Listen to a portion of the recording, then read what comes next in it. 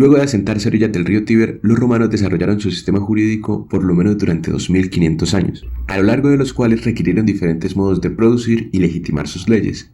Estas serían las fuentes del derecho. Las fuentes del derecho fueron el conjunto de recursos jurídicos que los romanos podían usar para impartir justicia, tanto jueces como magistrados, ya que magistrados y jueces son dos cosas diferentes a nivel procesal en el derecho romano. Estas fuentes serían 7 a lo largo de toda la historia romana: leyes, plebiscitos, senado-consultos, jurisconsultos, la costumbre o mores maiorum, los edictos y las constituciones imperiales. Pero no todas se aplicarían al mismo tiempo, pues la historia romana tiene al menos 2500 años de desarrollo, por lo que cada una tuvo periodos en los que se aplicó y otras en los que no. Y cada una de ellas fue importante para diferentes ramas del derecho.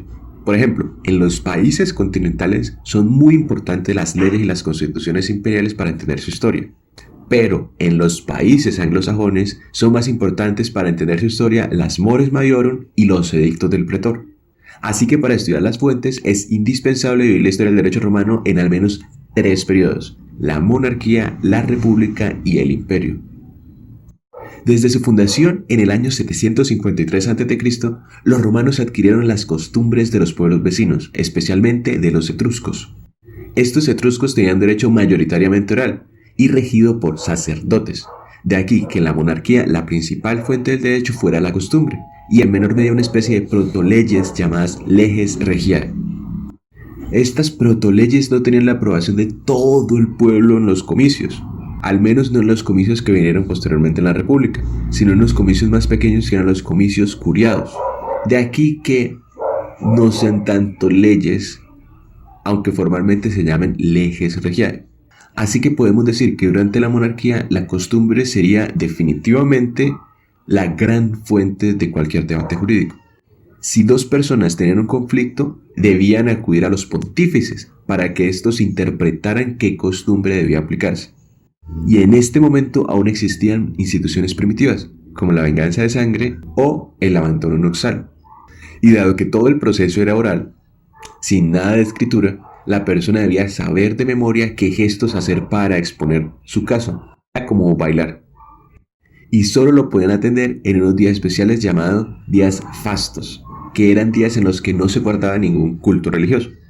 Tras la expulsión de Tarquino, el último rey de los romanos, que era precisamente etrusco, los romanos abandonaron gran parte de sus costumbres jurídicas.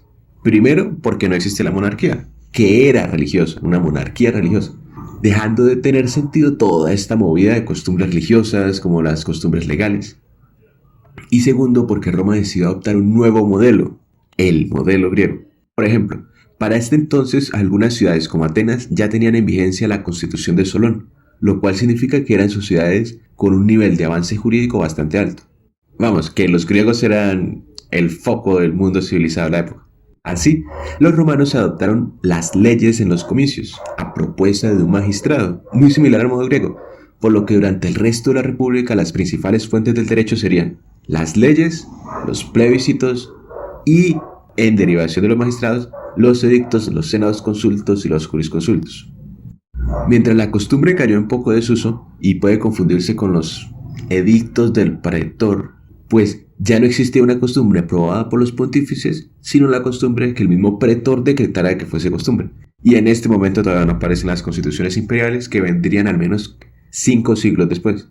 Este fue el periodo en el que más abundaron las fuentes del derecho, pues eran 5. Se dividían en 2 grandes grupos: los gentiles del ius gentium, que eran los edictos, y las civiles, que eran las demás. Las leyes se formaban por las normas que eran votadas en los comicios centuriados, mientras que los plebiscitos eran las normas votadas en los comicios por tribus, pero ambas emanaban de algún comicio. Mientras por otro lado se tuvieron los senadoconsultos y los jurisconsultos, ambos no vinculantes y que teóricamente podían ser obedecidos, pero que fueron fuente del derecho para cualquier funcionario romano. Estas emanaban de la autoridad de quien los profería, es decir, si los profería el senado como un senadoconsulto o si los profería un jurista como un jurisconsulto. Y por último se tienen los edictos, que era como la jurisprudencia de la época, proferida por la oficina del pretor. Durante el imperio, las instituciones republicanas como los comicios vendrían en desuso, por lo que las leyes y los plebiscitos dejarían de ser una fuente formal del derecho.